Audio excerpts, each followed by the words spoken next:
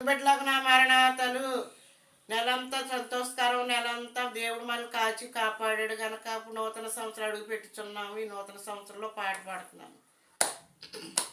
యేసయ్యా నీ కృప నాకు చాలయ్యా,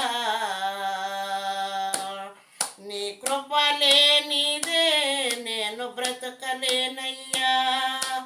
యేసయ్యా నీ కృప నాకు చాలయ్యా, నీ కృప లేనిదే బ్రతుకలేనయ్యా.